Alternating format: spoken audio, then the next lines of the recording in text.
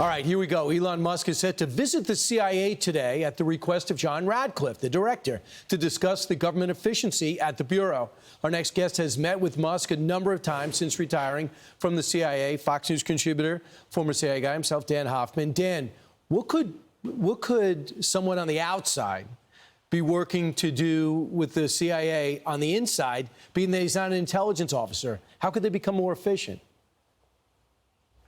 Well, I think first and foremost, if there's one thing I learned at CIA is that the agency is really known for innovation.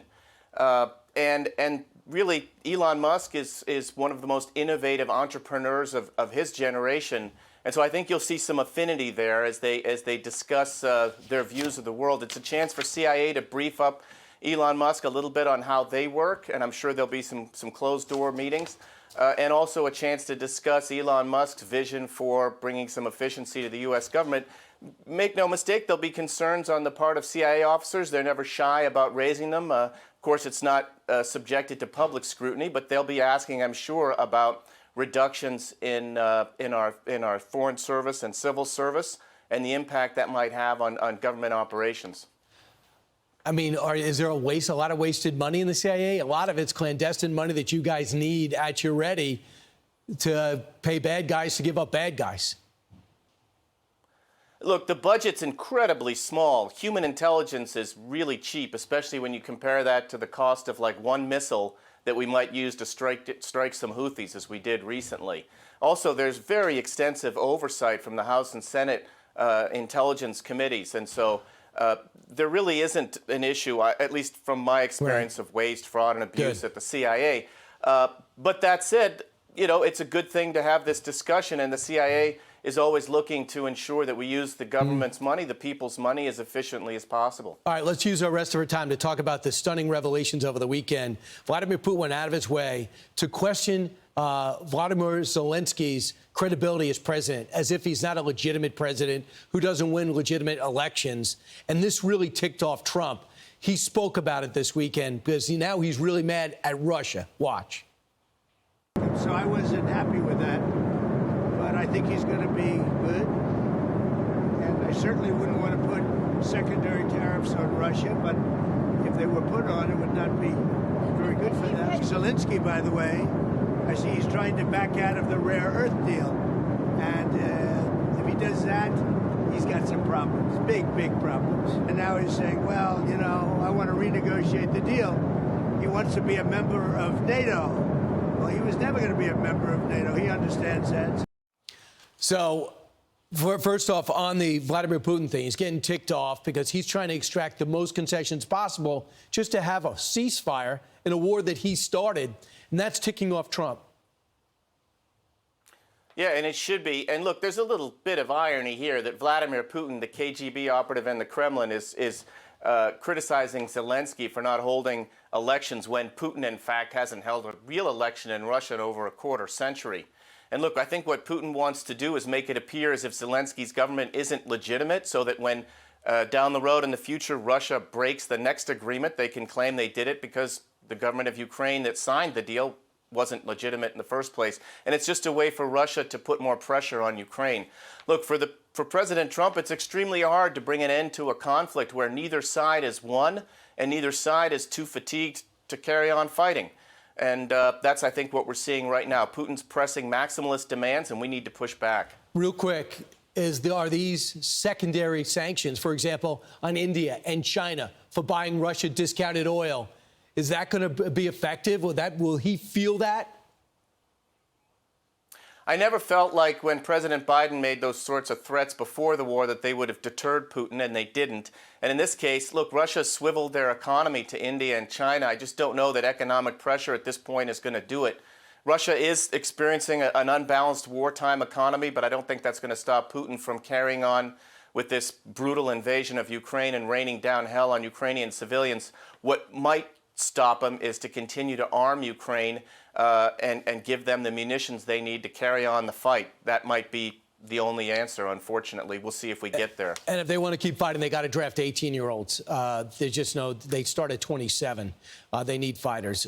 Thanks so much. Appreciate it. So President Trump is set to speak with Russian President Vladimir Putin again this week after accusing Russia of stalling on potential peace agreement with Ukraine. Yeah, he says he wants a regime change first in Ukraine. That's not going to happen. Madeleine Rivera is live from the White House with the latest. Maddie. Hi, guys. Good morning. President Trump used perhaps some of his strongest language yet against Russian President Vladimir Putin. This comes after Putin called for a transitional government to replace Ukrainian President Volodymyr Zelensky. The president then said he would consider imposing secondary tariffs on Russia if he believes it were at fault for not reaching a ceasefire in Ukraine. It's disappointing in a certain way, some of the things that were said over the last day or two having to do with Zelensky, because he considers Zelensky not credible. He's supposed to be making a deal with him, whether you like him or you don't like him. So I wasn't happy with that. But I think he's going to be good. And I certainly wouldn't want to put secondary tariffs on Russia, but if they were put on, it would not be very good for that. But the president is also criticizing Zelensky, who he says is now trying to reverse course on a rare minerals deal. This was that agreement that the president and Zelensky were supposed to sign last month before a blowout in the Oval Office. After that spat, Zelensky said he was ready to move ahead with the deal. Now the president is suggesting there may be more snags. I think Zelensky, by the way, I see he's trying to back out of the rare earth deal. We made a deal on rare earth. And now he's saying, well, you know, I want to renegotiate the deal. He wants to be a member of NATO. Well, he was never going to be a member of NATO. He understands that. So if he's looking to renegotiate the deal, he's got big problems. The president also threatened consequences for Iran if a new nuclear deal is not reached. He tells NBC News it will be bombing the likes of which they have never seen before. There's a chance that if they don't make a deal, that I will do secondary tariffs on them like I did 4 years ago. Iran's president, though, is ruling out direct negotiations with the U.S., but indirect negotiations are still on the table. Lawrence Ainsley and Brian. All right. All Thanks, right, Maddie. thank you.